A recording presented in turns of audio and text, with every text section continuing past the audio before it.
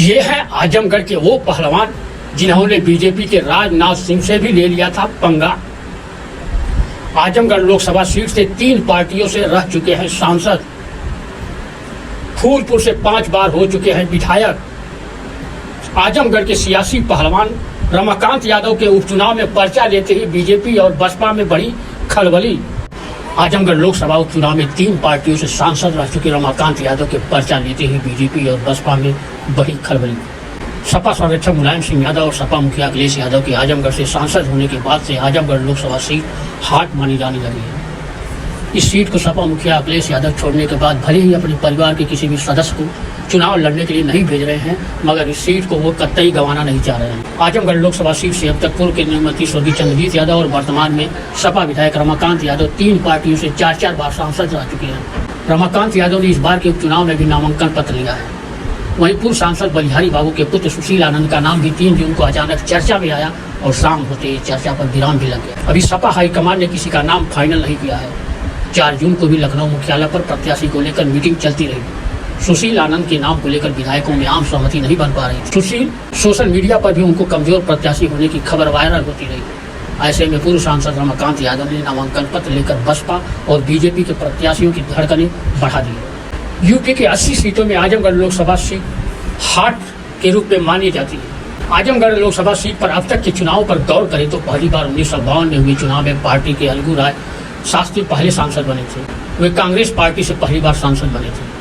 Congress party का 1952 से लेकर 1977 के बीच में 6 चुनाव में परचम लहराता रहा।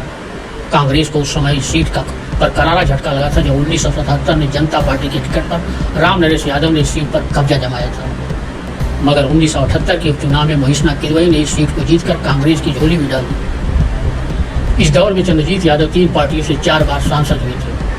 वे पहली बार 1967 में कांग्रेस से संसद में पहुंचे थे, फिर 1971 में भी कांग्रेस से ही संसद में पहुंचे थे। स्वर्गीय चंद्रजीत यादव 1980 में कांग्रेस छोड़कर जनता पार्टी से चुनाव जीतकर तीसरी बार संसद में पहुंचे थे, जबकि 1991 में जनता दल से 4थी बार सांसद चुने गए थे। चंद्रजीत यादव के निधन के बाद 1996 से मुलायम सिंह यादव के खास हो चुके रमाकांत यादव का दौर शुरू हुआ।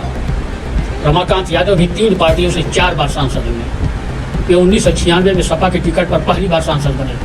1999 में भी सपा से दूसरी बार इस सीट पर कब्जा जमाया था।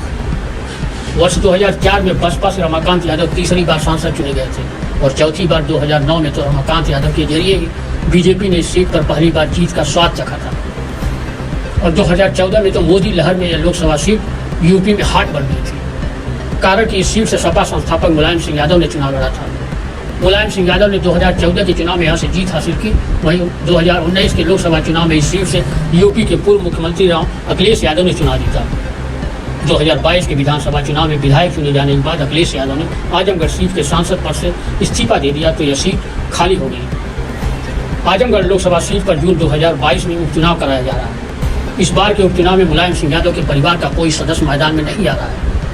मुलायम सिंह यादव के परिवार के सदस्य के चुनाव मैदान में न आने से बीजेपी प्रत्याशी दिनेश लाल यादव निरहुआ कहने लगे हैं, अखिलेश भैया ने हमारे लिए ही सीट को छोड़ दिया। अखिलेश यादव जी ने मेरे लिए ही ये सीट छोड़ा था, ये तो अब समझ में आ गया। आप लोगों को भी समझ में आ रहा होगा। मुझे भी ऐसा लगता है कि उन्होंने डिम्पल यादव जी को भी नहीं भेजा और भी किसी को नहीं भेजा, तो वो भी चाहते हैं कि मैं ही बनूं।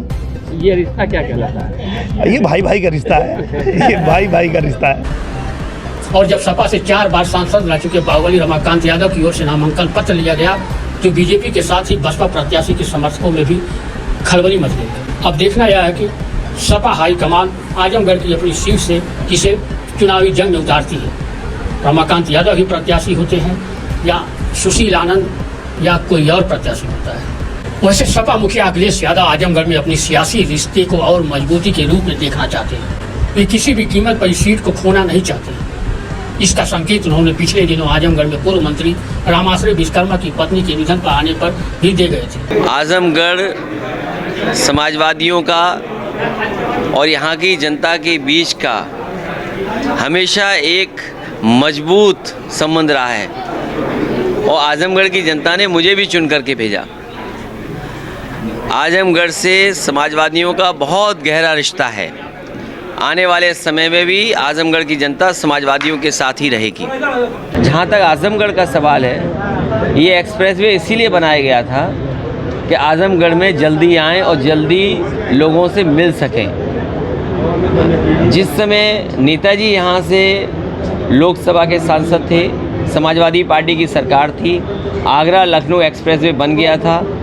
इस एक्सप्रेसवे को और आगे ले जाएं। उस समय यहाँ की जनता ने कभी एक्सप्रेसवे नहीं मांगा था, लेकिन उसके बावजूद भी समाजवादी सरकार ने समाजवादी पूर्वांचल एक्सप्रेसवे दिया था। तो आज एक्सप्रेसवे है, आजमगढ़ से आना जाना आसान हो गया। जनता का आना जाना आसान है तो हमारा भी आना जाना आसान है।